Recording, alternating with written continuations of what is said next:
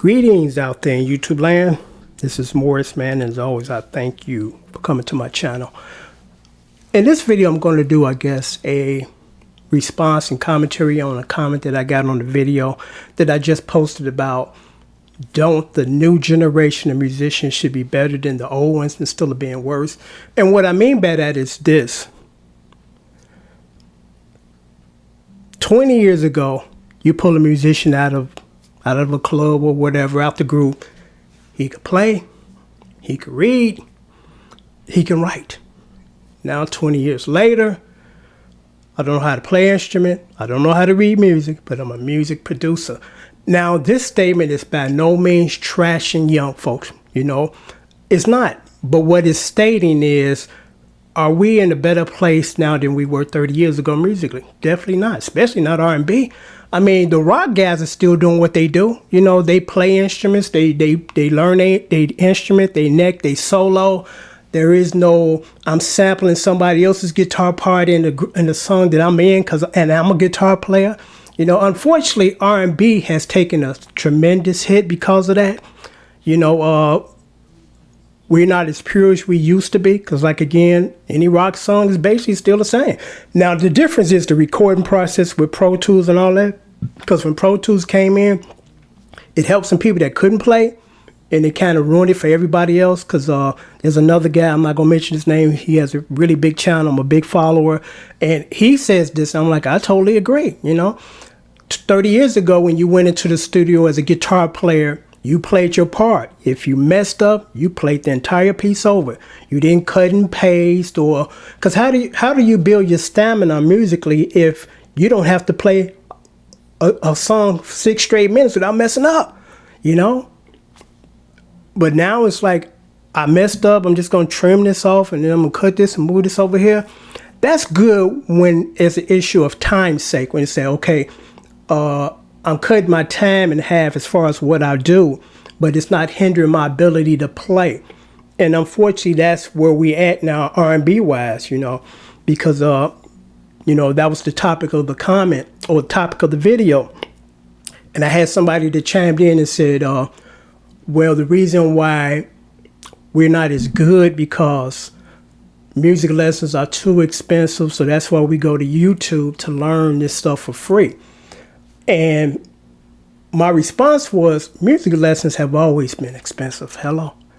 And then he threw this at me, which I knew it was coming. And I'm like, okay, I knew this was coming. And here's the answer to that. Well, how much were you paying? I'm paying the equivalent of what you're paying now. You're paying $50 an hour or half an hour. I was paying $20 in the 80s. You know, so it's equivalent. So it's not like we got a big break back then and you guys are getting screwed. That's just, you know, as time progresses, you make more money and things cost more. Everything goes up. And he threw the inflation thing at me. I'm like, guess what? We've been experiencing inflation ever since we've been a part of this country or this system. So everything that you complain about was the same when I was growing up. So it's like nobody's giving you any sympathy because guess what? It was expensive then, you know? And what separated, I guess, us back then from a lot of people now is we were determined to be good musicians, okay? We did not want to be half-ass musicians because other musicians would laugh at you, you know? So it's like, hey, I'm trying to fall in with the elite instead of I'm playing my piano with one hand and I got a computer sampling bits and pieces off other stuff and I'm going to make it mine, you know? So that's why I felt important to do this video because I'm like, I understand where you're coming from, but basically your argument is the same as the argument 30 years ago. It's the same. It's not, again, that there's been this increasingly high rate of cost of lessons. It was high back then, you know, and it's going to be high in 30 years. But in 30 years, the people that are paying that kind of money are making more money, you know, because, again, I was paying $20 on maybe an $8 an hour salary, just like that would be the equal of today when somebody's making $15 to $20 now paying $50. So again, it's the same. It's just a different era, you know, a different set of finances back then. Because I remember when back in the 80s, I was making a good salary. And I said to myself, man, if I lived in Milwaukee with the salary that I'm making in Chicago, I look like a king. But the reason why things were so cheap there because the cost of living, or should I say, the cost of living of what people were being paid was much lower. So it balanced itself out. My brother lives in California. Actually, just retired and moved to Georgia. But in California, I remember when he first moved out there, a studio apartment was like $800, and that was in the 80s. Okay, but those people in California were making a damn good salary. So again, it balanced itself out. So you can't use that excuse because it's an excuse. If you're serious about anything, you're gonna put your best effort to get in there. Okay, whether it's difficult or not. Because you get what you pay for. When you pay somebody for their services, it's going to improve your skills, as opposed to, I don't want to pay nobody. I'm going to half-ass and try to learn off watching Morris Man fingers. And I try to discourage young folks from trying to do this, because I'm like, I understand you don't know what you don't know, but trust me, how I do it and how I'm able to do it, I went and got lessons. And I paid somebody to teach me instead of I'm getting 500 tips from 500 different people who have 500 different perspectives on approaching the instrument for free. I'm going to be a mess because I'm not going to know who to really just follow and trust and say, okay, I'm going to put my faith in you and I'm going to study under you. If there's anything that I think that you're not teaching me, I'll go somewhere else. But if you find somebody that can cover all the bases that you want, because I'm like, my main thing was I want to be a good rhythm guitar player. And the guy that taught me was a great rhythm guitar player. He was a great lead player too, but I'm like, if he wasn't a great lead player, so what? Because that's not my focus, Again, someone pulled me to the side when I was young and said, dude, the future is in rhythm. There's lead guitar solos in every song. It's going away soon. And it did. It was like they foreseen the future. When was the last time you seen a guitar solo on an R&B song? Exactly. So where all those guys just like an Ernie, every song they soloing, they're not working, because there's no need for that. Just like with everything changes. Nothing stays the same. Music don't stay the same. Technology doesn't stay the same. The job that you do in the company that you're working for is not going to be the same in 30 years if they're still around. In order to survive, you have to adapt. Whether you like it or not, you have to adapt. Because I used to work with a guy when I was in corporate America, and he was one of those guys kind of stuck in his ways, and it's 1970 still, and it ain't changed. And he ended up getting forced out of his job when he didn't have to. But he refused to make the necessary adjustments to stay in that company, so they let him go. It's like, dude, in a perfect world, we'll all do what we want to do that we like doing for a long period of time and not have it change, but it doesn't work that way. Nothing stays the same. And in some instances, it would be a good thing if it stayed the same. But realistically, nothing stays the same. So either you adapt to that, or you get pushed out, But I thought I would, again, post this comment because it's really important for you young folks to get this, because I'm not claiming because I'm an older dude, I know everything, but I'm like, I've been there, done that. What you experiencing, I've done before. So I kind of know the outcome depending on what road you decide to take. But if you take that road of it's just too much and I'm not paying for it, maybe there's something else you want to do that's more important. Because I can understand that if you're not serious about this, I wouldn't pay $50 an hour neither. But if I'm serious about trying to become a good musician like these other people that I know and admire, I'm going to find a way to come up with that $50, But, that's just how it is. Are you serious enough to invest that? Because that's an investment in you. It ain't that you just giving that dude that's teaching you $50. You giving him $50 to invest in your skills. And trust me, once you learn, it's a well put in investment, because again, you only get what you put out of it. If you're trying to cut corners and I'm only going to do this and I ain't paying nobody, when the smoke clears, your playing skills are going to show that. I'm going to say this to sign off. Because I get these at least every other day. And it's like, come on now, let's pay attention here. Slap some cold water on your face.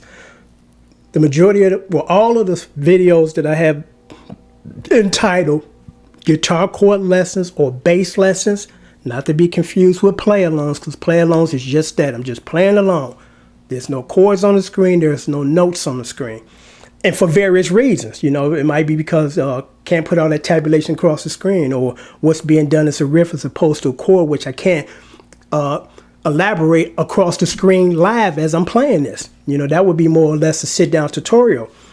But I still get people, and I got this today. I did a bass lesson on some songs. I do so many I forget, but I put the notes up there. And then the response or the comment was, you got the tab for that? No, I got the notes for that. And if you can't read the notes, it's time to take lessons. Because that tab nonsense is a poor man's cheat sheet. You want to learn your neck on your guitar instead of somebody just telling you, put your finger right there, and then put it right there, and then after that, put it there. You don't know why you're putting it there. You don't know what notes you're playing. You don't know where you at. You don't want to do anything in life where you don't know what the fuck you're doing. You know, what am I doing?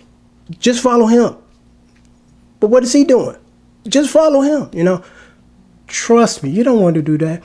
It's not impossible to learn an instrument. Now, the only difference is some people are going to be better at it than others. That's just a given. You know, but for the most part, if you get a qualified teacher that cares about teaching you, you're going to be okay. You're going to be okay. As opposed to, again, I'm sitting on the internet. I don't want to pay nobody because it's too expensive, and I'm going to watch some fingers. Now, Morris, man, move the camera over. I can't see your fingers. You took going too fast. Slow it down. Or zoom the camera in closer. You know, you don't want to do that. You're going to be out here begging for little bits and pieces of information that ain't going to be used for you in the long run. You know, you cannot go wrong with going to find somebody and paying them and become a qualified good musician. Because, you know, with the new generation, it's one thing on the keyboard, sampling stuff off of old records. You know, and my daughter is in that age generation, but I was like, I'll be damned if you're going to be one of them people. I'm going to teach you how to read. I'm going to teach you how to play. She can read. She can play. And matter of fact, she did the string arrangements on one of the songs that was going to be off the new CD. But when the pandemic kicked in, that got put on the shelf. You know, in her early 20s, she can do this. Okay. In this generation, she's going to be very valuable now and in the long run, because they're going to come running to her when they're going to need somebody to read this, because they can't read. You know, what is this? What chords? Could you show me? Oh, you don't want to be in that position because you don't have to. And I'm going to say this and sign off. When we're young, we complain. But as we get older, we realize we had no reason to complain, because guess what? My mother had it worse than me. You know, starting from her, and I'm going up to my daughter in generation.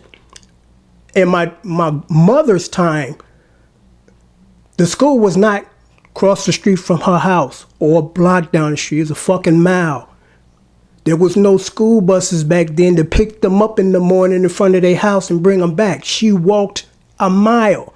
Now, you say to yourself, well, that's not bad. They're young, they're strong, it's summertime. But what about when it get winter?